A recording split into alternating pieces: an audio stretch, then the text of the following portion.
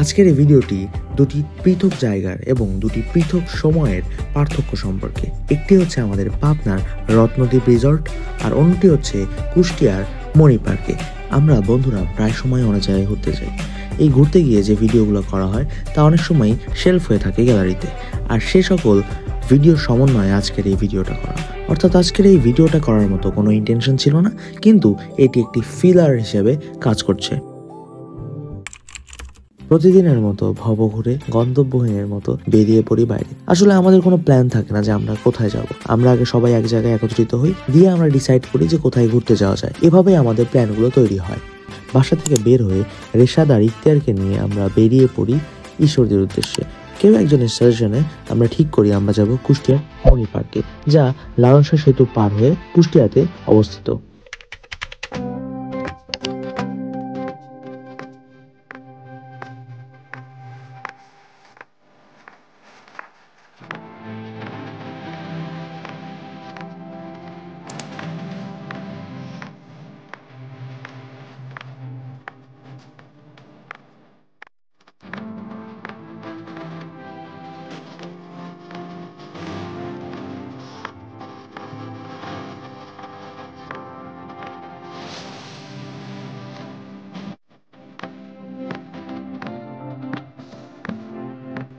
মধ্যে আমরা চলে এসেছি কুষ্টিয়া লালন শাহ সেতুতে। এখন এখান থেকে আমরা যাব মণি পার্কে।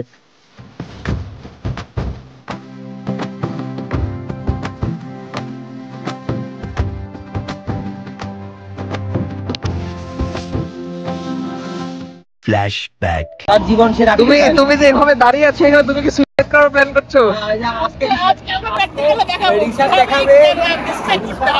বন্ধু একটা টিউটোরিয়াল দিয়ে দাও, tutorial. This is nice. One step. One step. আপনাকে মনস্থির করতে হবে যে আপনি মৃত্যুর দিকে যাবেন। তারপরে রিশাদের মতো গভীর চিন্তা ভাবনা করে এরকম সেতুর কাছে আসবেন। তারপরে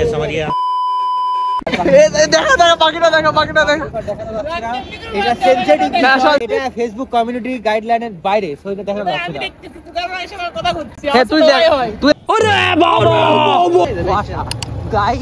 গাইস কুয়াশা পড়ে গিয়েছে।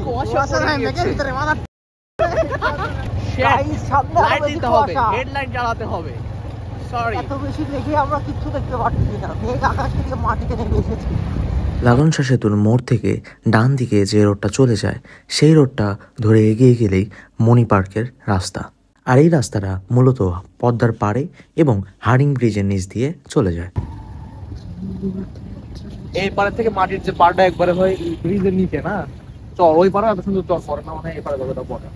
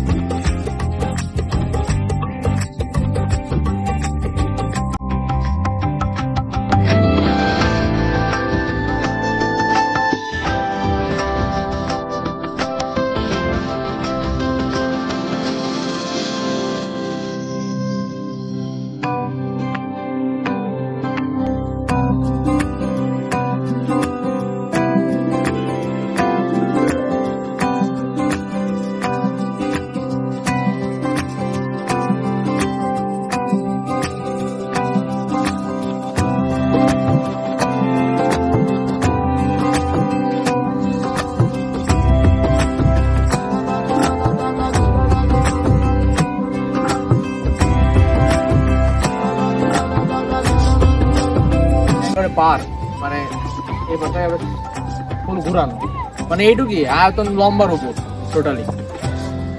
এখান থেকে ওখান থেকে শুরু, এখানে শেষ, আর পুরোটা লম্বার উপর জায়গাটা, মানে বড় স্কোয়ার টাইপের না,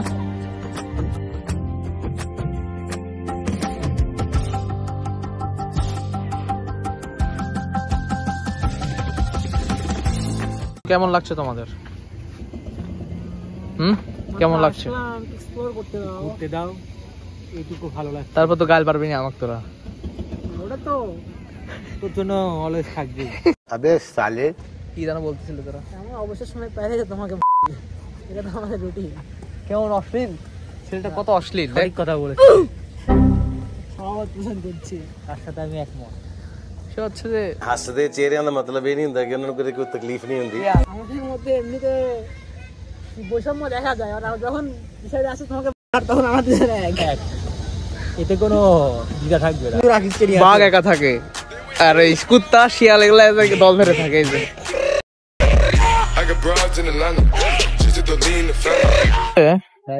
এটা মনে হচ্ছে না পার্ক না রিসোর্ট, এরকম কাহিনী গেছে না বিষয়টা। পার্কের মতো লাগতেছে না, আবার রিসোর্টের মতো লাগতেছে না। রুম থাকলে পরে এইসব জায়গাটা রিসোর্টে এরকম নদী কটেজ টাইপ থাকলে পরে ভালো লাগতো, কারণ পানি মনে হয় অনেক দূর পর্যন্ত ওঠে রে। তাকে কাদা হয়ে আছে, কাদা হয়ে আছে মানে পানি ওঠে। হ্যাঁ, বড় সময় পানি আসে উপরে, এই জন্য পার বাধাই করা আছে। Meanwhile खत्म गया।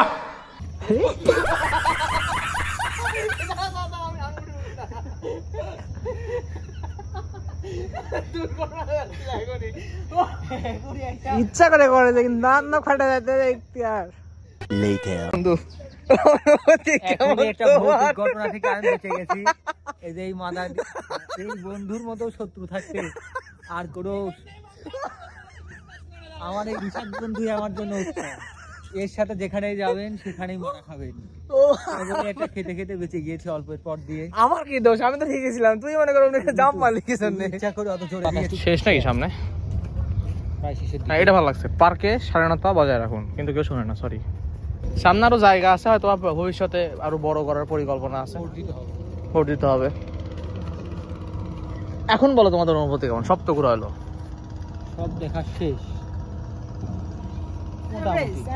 মোটামুটি সন্তুষ্ট হলো না। বিষয়টা এমন হয় না, শুরু হইতে শেষ হয়ে গেল।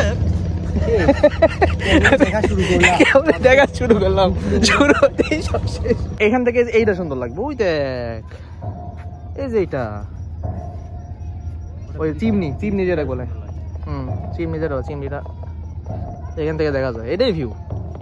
আমার কাছে কেমন লাগবে জায়গার বিষয়ে কি বলবো?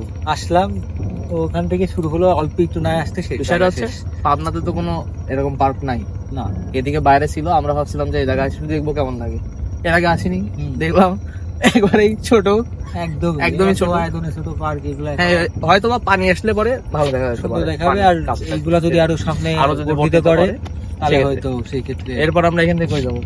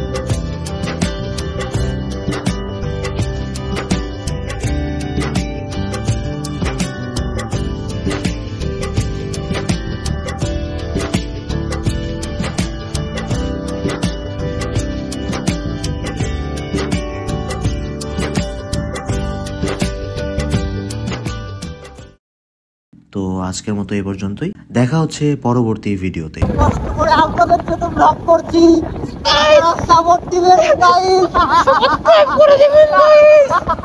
আমরা আপনাদের জন্য ব্লগ করেছি, সাপোর্ট দিলে আরো ব্লগ পাবেন। সাপোর্ট দিলে সাপোর্ট পাবেন, লাইক দিলে লাইক, শেয়ার দিলে ভালোবাসা পাবেন,